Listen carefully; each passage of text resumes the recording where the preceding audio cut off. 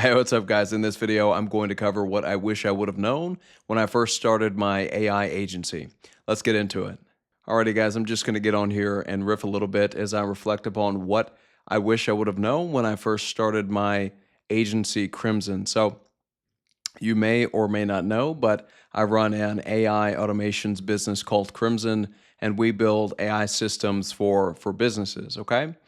And I've been running this business for the past couple of months, I think 5 months at this point, and I've gotten a lot of feedback from the market. And feedback from the market is always a good thing. That is the highest quality data that one can get their hands on. So I have simply compiled a list of things that I now know that I wish I would have known when I first started my company, Crimson. So the first one is cash flow is not revenue. And so I knew this at the theoretical level because I got my degree in accounting. So I'm an accountant. I was in my past life, I worked at Deloitte for about 2 years. So I know about revenue cycles and collecting cash, accounts receivable, all that good stuff, all that boring stuff.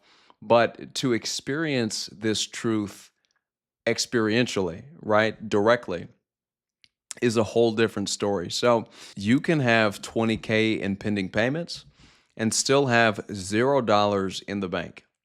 And if you know anything about finance, you know that a dollar today is always worth more than a dollar tomorrow. And don't get me wrong, pending payments is certainly nice to have, but at the end of the day, cash is still king. So just keep that in mind. So one thing to note here is the fact that long projects kill momentum.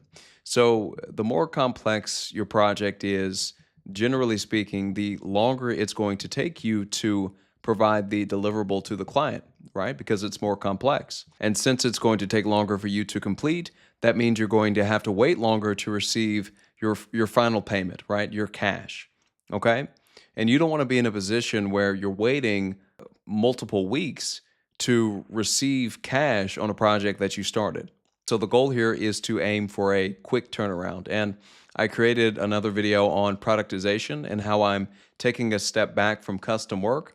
And this kind of goes along with that. Custom work, generally speaking, makes for complexity, and complexity makes for long revenue cycles. So right now I'm hyper focused on cash velocity to simply up the frequency at which we bring in cash.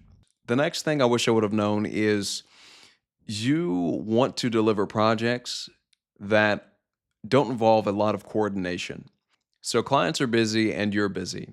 And in order to successfully deliver the project, you might need somebody's OTP verification, or you might need to sign into someone's Facebook account. You name it, you need the client to stop what they're doing and do something for you in order to move the project forward. And that's always a terrible position to be in because sometimes clients can't get to you for a span of a couple days or possibly weeks.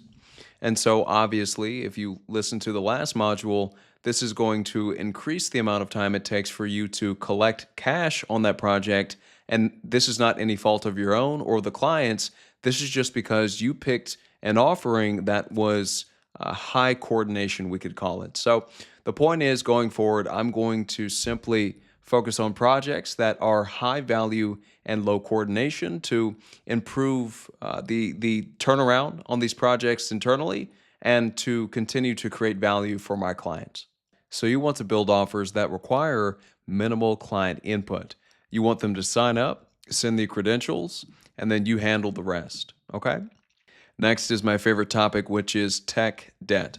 So custom automations and complex setups unfortunately create long-term liabilities, meaning that after a project ends, clients will still text you when something breaks. And this is all well and good when you have a retainer in place. That's actually a part of your job. But if you don't have a retainer in place, this creates, as you would imagine, a massive headache. And of course, it's not the fault of the client. They simply want their automation or system fixed, and you're the only person that they know to fix it because you built it for them.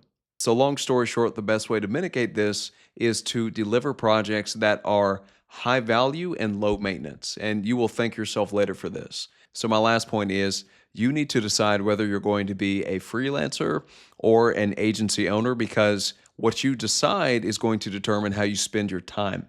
Alrighty, guys, I hope that was helpful. Let me know what you think in the comments. Like, subscribe, stay tuned. Thank you.